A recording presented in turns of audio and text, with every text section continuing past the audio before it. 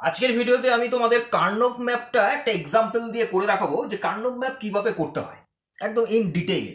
দেখে নাও ভালো করে। দেখো এখানে যেটা আমি এখানে প্রবলেম নিয়েছি সেটা কি, চারটে variable F A B C D, চারটে ইনপুটে রয়েছে এবং তার ভ্যালুগুলো রয়েছে এগুলো। এবং তো এখানে একটা খেয়াল করো, এখানে সামেশন এম, তার মানে এটা মিন টার্মে আছে।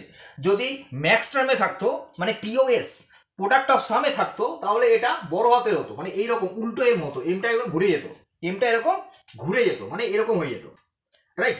তো এটা হতো যদি হতো কি, সেটা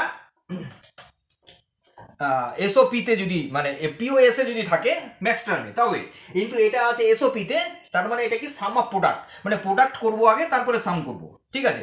তো এইটা আমরা এবার বুঝে নিই। দেখো কার্নভ ম্যাপ এখানে চারটে আছে, তার মানে হলো 2⁴ মানে 16টা ঘর হবে। তো 16টা ঘরে টেবিল করা আছে, এইভাবে এবি এবং সিডি লিখে নিতে হবে। এটা এবি, এটা সিডির পোর্শন। এবিতে এবার গ্রে কোডগুলো 0 0 0 1 1 1 0 লিখে নেবে। এবার কেন এখানে 1 1 আগে 1 0 পরে সেটা আমি আগের ভিডিওতে তোমাদের বলে দিয়েছি, দেখে নেবে একবার। তাহলে এবার এখানে যে ভ্যালুগুলো রয়েছে সেই জায়গাগুলোতে আমি 1 দেবো। 1 মানে ট্রু, মানে সেখানে পজিটিভ আছে। তাহলে এই জায়গাটাতে 0, তার মানে 0 ঘরটা 1, এখানে 2 মানে 2 এর ঘর, দেখো 0 0 1 0, 2 এর ঘর 1, 5 এর ঘর 0 1 0 0 1 0 1 মানে এই ঘরটা, 7 মানে 0 1 1 1 0 1 1 মানে এই ঘরটা, 8 মানে 1 0 0 মানে এই ঘরটা, আর হচ্ছে 10 মানে হলো 1 0 1 0 এই ঘরটা, আর 13 মানে এটা, 15 মানে এটা, রাইট? এইভাবে তোমরা কিন্তু বাইনারি করে তারপরে তুমি এখানে বসাতে পারো, বা 15 পর্যন্ত নাম্বার যদি তোমাদের মনে থাকে তাহলে এইভাবে অনায়াসে তোমরা বসাতে পারবে, কোনো অসুবিধা হবে না। এইবার আমি বলে দিই কি করে সার্কেল করবে। প্রথমে বলে দিই সিঙ্গেল সিঙ্গেল নেওয়া যায়, দুটো নেওয়া যায়, চারটে নেওয়া যায়, ঠিক আছে? তাহলে এইবার এখানে সিঙ্গেল সিঙ্গেল মানে এখানে 1 এখানে 1 এখানে 1 এখানে 1, এই সিঙ্গেল নেবে, কিন্তু আমরা ক্যালকুলেশন করবো চারটে হিসাবে। তারপরে আছে এখানে চারটে 1 একসাথে আছে, এটা সার্কেল আমি করতেই পারি, ওর জন্য এখানে সার্কেল করেছি আর এইগুলোকে সিঙ্গেল সার্কেল করেছি।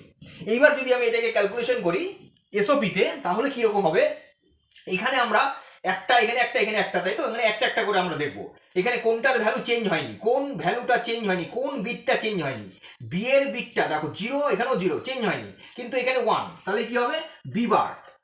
এখানে দেখো এখানে ডি, এখানেও ডি চেঞ্জ হয়নি, কিন্তু আছে কত 1, তাহলে কি হবে ডি বার প্লাস, কেন এসওপি সাম অফ প্রোডাক্ট।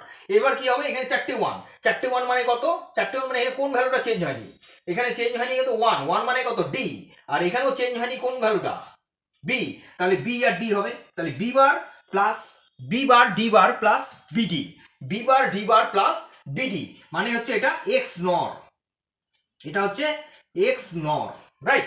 এটা হবে এক্স নর, মানে মানে কি হবে, মানে হচ্ছে তোমার বি এরকম ডি, ঠিক আছে?